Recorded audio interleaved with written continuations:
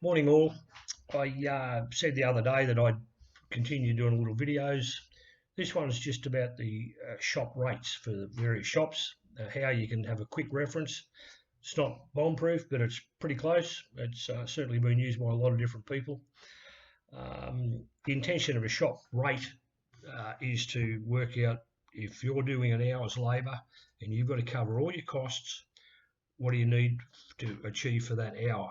Understanding that your shop rate's effectively your expenses divided by the number of hours you have to sell. So if you've got that, that's the quick calculation. So the way that we can do it on Crashzone, I do need to mention the Motor Trades Association on their website in Canberra, AMBRA, Australian Motor Body Repairers Association. They've also got a Crashzone calculator, not a Crashzone one, a shop rate calculator, which it's good to get a second opinion. So yeah, when you've done the Crashzone one, go over and do the Amber one, see where they're different. I've done it multiple times. They're with plus or minus 2%, so or 5%, so pretty good that way. Moving on. So shop rate calculator. Firstly, where is it? Front page again. All the wonderful people from Crashzone. We go up into tools, and then we go to calculator. So once I get myself organised here, what it'll bring up, again, like the benchmarking program for the health check, this is outside of login. It's purely confidential. It's speculative. Nobody can see it. Nobody can save it. It's you put in what data ever you want. Nobody knows anything about it. So be assured that your privacy is kept if you're going to put in real numbers. So what it is we put our expenses in first. Every expense except for parts. Don't worry about your parts, just take them out, and every other thing gets loaded. Now you can do this. Some expenses are weekly, monthly, daily. So if you get your bank and it costs you, say, $10, but it's a monthly bill from your bank, you can put that in at a month. Your cleaning, you might get a cleaning lady that comes in once a week, so she costs you $40, so you put that in at a weekly. There's going to be other things like subscriptions. You might get an annual fee from Body Shop News or whatever for $100, so you put that in and you change that to a week, an annual bill. So it behind the scenes, it calculates it down to so they're all on the same common denominator. This was done to make life easy for shops.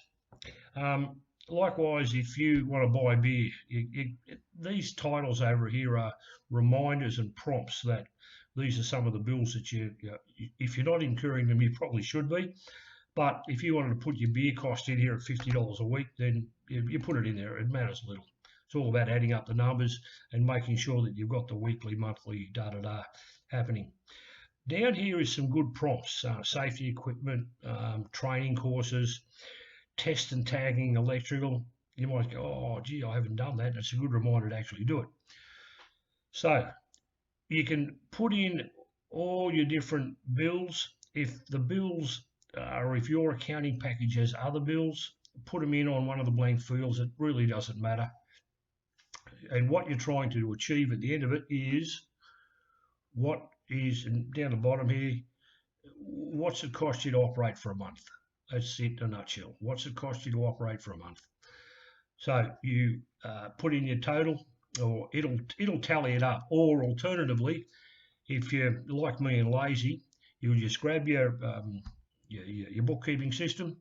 You'll go to the last 3 months, add them together, divide it by 3 to get your monthly average, and it might cost you $22,000 per month to operate your business, plus parts. But we're only talking about labour here, so just say it costs you 22 grand for the month.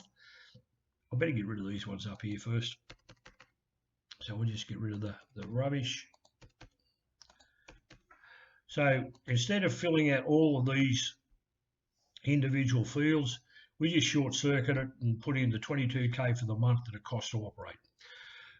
That's your actual operating cost. There's no profit factored in there. Now, if you're like me, you're greedy, you're lazy, you want to earn $5 grand a month profit after wage. Let's just use that as a number. So we go 5,000 for the month profit 22 grand operating costs. So we've got to now sell enough labour to do that. Now, if you've got, say, tradesmen, the number of hours they work and the number of tradesmen you've got. It's a pretty simple formula, that one. Understanding this 32 hours, that's a generic time. You might have a bloke works for 40 hours a week and you pay him for 40 hours a week.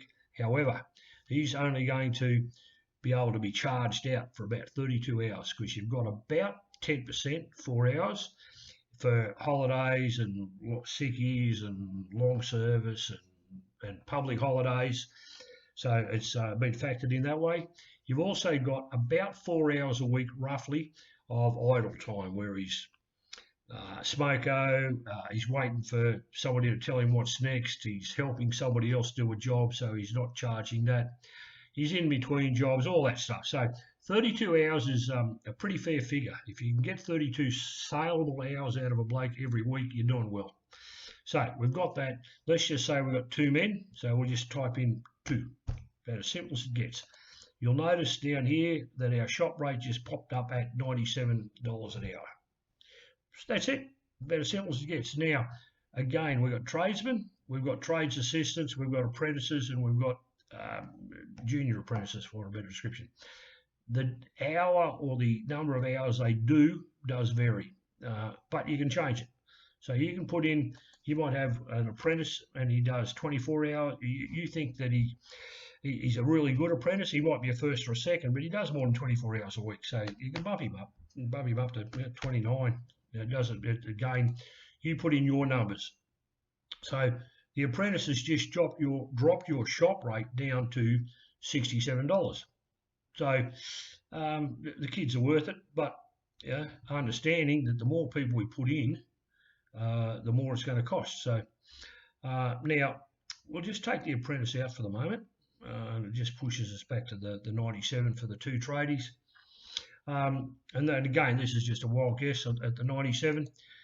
Put in your own shop. Don't be surprised if the numbers are, say, they can be, they vary, they really do. I won't go there. So now, if, for example, if you wanted, you've got an opportunity to put on another tradesman or a trades assistant, so we put him on, and it's going to be, put one more on at 30, that drops the rate. But if his wage is not in this 22 grand, that trades assistant's probably going to cost you, say, 5k a month for a trades assistant. So you put in that 5k a month, and that brings it up. The more staff you've got, the lower that rate will be. It's just, there's a bit of a misconception out there that small shops are more efficient. Everything I've known about this program over the last 10 odd years is that the bigger you are, especially on the sold labour, not necessarily on the admin, if you obviously you can't charge them out, but with the boys, more staff, lower your shop rate. If you can maintain a saleable shop rate of 125 an hour and your actual rate required is that 78 that IAG seem to think we could run on, that's where you're at.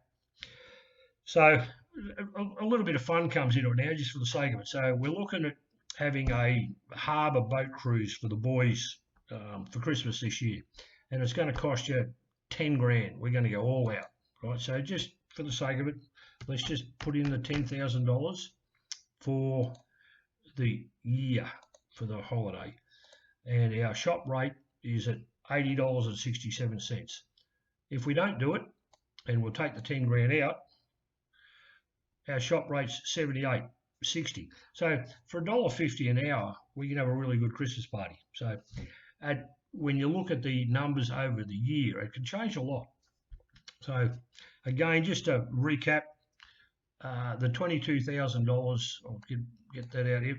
If you've got a shop that's at $22,000 a month, total operating expenses, go to zero, get all your expenses, all your cost of goods, except for your parts. Take your parts out, that's a bonus.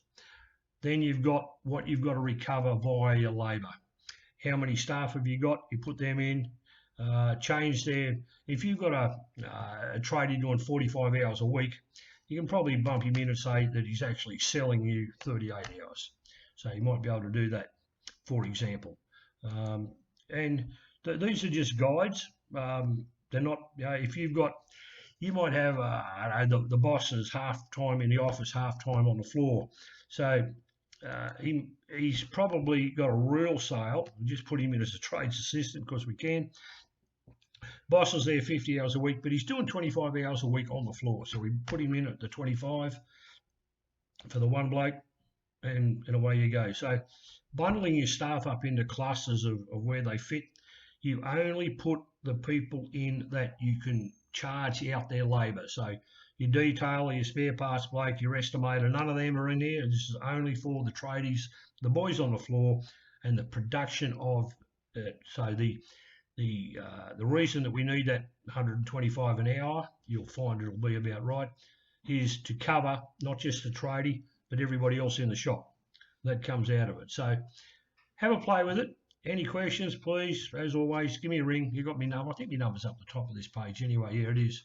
So don't be scared to ring. Happy to help. It's a good tool. And for those that use it, good. At least you've got an understanding of what your business does. If you haven't used it, now's the time. No excuses. Talk to you later.